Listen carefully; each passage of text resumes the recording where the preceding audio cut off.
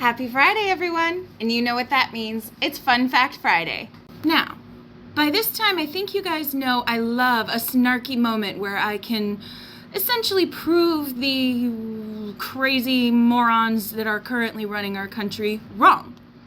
Today is no different. Given RFK Jr.'s absolutely heinous opinions on people with autism, and yes, I said opinion because there is no other way to describe it, today we're going to talk about one of the most widely known people with autism who also happens to be one of the most successful people with autism. And if you haven't guessed yet, yes, we're talking Temple Grandin. Now, anyone within the livestock and animal community at large knows very well that Temple Grandin has contributed absolutely invaluable expertise, research, and compassion towards the animals that we as a society rely upon to feed us and help take care of us. Now, Temple Grandin was born in 1947. Autism had been discovered in 1943, but it was still so new of a diagnosis, such a new concept, that it wasn't very well understood yet. And so at 2 years old, Temple Grandin was simply diagnosed with brain damage. The course of treatment that was recommended to her parents was institutionalizing her. Now, being institutionalized even today is really, really scary and not always a great thing. Back then, it was even more terrifying and more dangerous. It essentially meant that your family was dropping you off quite often to never see you again, and for you to be a human guinea pig to be experimented upon. So, you might imagine that caused quite the rift in the Grandin family. Her father wanted to follow the advice that they were being told and institutionalize Temple. Her mother, of course, did not. In true supermom fashion, her mother made sure that she had access to every resource that she could possibly find at the time.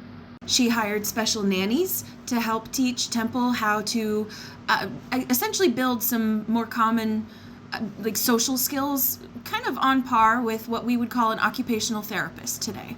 She took her to leading experts in the field, the people who knew this condition the best out of the limited information that was available at the time. She hired speech therapists to help Temple with the communication issues that she was struggling with.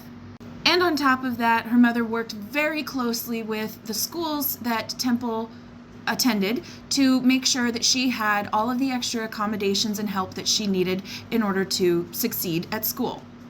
So I hope you're getting from that picture that her mom was incredibly involved and an amazing advocate for her.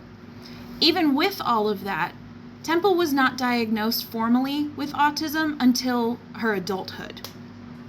Her mother had informally diagnosed her at about 16 when she got her hands on a chart with some of the diagnostic criteria and saw that it really fit her daughter's entire life at that point. All that to say, even with a lot of resources, since her family was also wealthy, incredibly involved advocates and parents, doctors, and whatever experts were available at the time, getting that autism diagnosis was incredibly difficult. And it took a long, long time.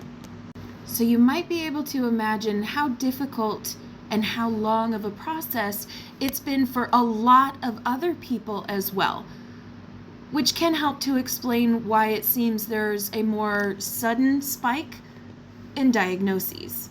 It took us a really long time to get an even halfway decent understanding of what autism means. And it's very different from person to person. So it means different things for a lot of different people. Now, Temple Grandin's, special interest, we might say, essentially turned into the compassionate and humane treatment of animals, specifically our livestock. It is because of Temple Grandin that we have essentially basic standards across the board for how animals that we use for food sources will be cared for and how their lives will be ended before sent to meat packaging plants. I have to choose my words carefully because but you get the idea. So not only are autistic people not this burden on society, this drain on resources that people like RFK and Trump and their entire administration are trying to paint them out to be. They are responsible for some of the most brilliant adaptations and engineering that has happened in our modern society. Without them, we as a society would be lost. If not for people who think differently than everyone else, we would be missing out on the opportunities for a lot of our different innovations, including things like Temple Grandin's hug machine. She took deep pressure therapy, which is something that is quite often used for people who have autism and anxiety and all kinds of other issues as well. And it can be very helpful to kind of re-regulate your nervous system, bring you back down to a sense of calm. Because of Temple Grandin finding what worked for her, she also was able to apply it to the animals that we rely on to survive. I'd say that's a pretty successful person, but that's just me.